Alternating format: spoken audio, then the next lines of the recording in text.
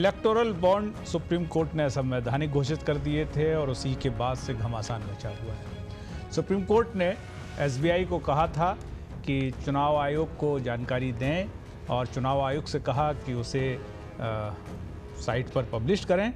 फिर supreme court ने थोड़ी आनाकानी करी, माफ़ करें, एसबीआई ने थोड़ी आनाकानी करी और सुप्रीम कोर्ट ने फिर एसबीआई पर सख्ती की।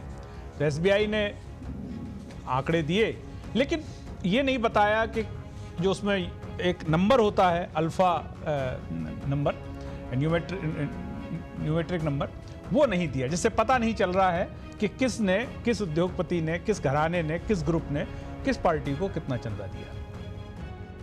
अब 18 तारीख को फिर सुनवाई है और सुप्रीम कोर्ट ने कहा है कि सब कुछ स्पष्ट करिए। अब सवाल यही है कि यह जो गुप्त रूप से चंदे दिए जाते रहे, जब से चुनाव भारत में हो रहे हैं चंदे तो दिए जाते रहे हैं और बार बार ये कहा जाता रहा कि इन चंदों की ज़रूरत है राजनीतिक पार्टियों। अब राजनीतिक पार्टियां ये कहने लगी हैं कि चुनाव बहुत खर्चीला है तो बिना पैसे के कैसे लड़ेंगे। पी चिदम्बरम साहब कह रहे थे आज ये किसी कार्यक्रम में कि 400-500 रुपये में चुनाव के समय एक कार जो है वो किराए पे आती थी, अब 4-5 हज़ार रुपये में आती है।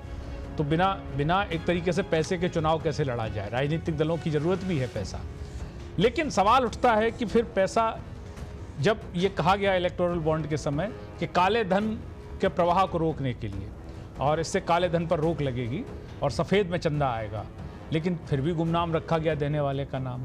अब उसी सब पे सुप्रीम कोर्ट सख्त हुआ है और हम उम्मीद करते हैं कि आने वाले दिनों में सब कुछ नीरछीर हो जाएगा कि किस ग्रुप ने, उद्योगपति ग्रुप ने किस पार्टी को कितना चंदा दिया, क्योंकि इस चंदे को राजनीतिक रिश्वत के रूप में भी माना जा रहा है।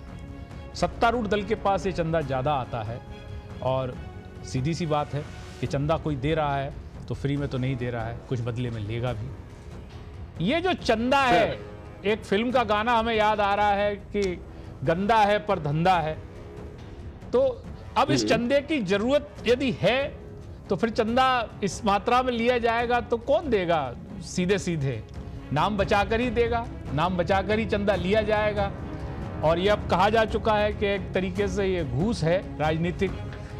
आप इसको कैसे देख रहे हैं? ये ठीक कैसे होगा? नाम भी आ जाएंगे, उसके बाद भी आपको लगता है कुछ ठीक होगा?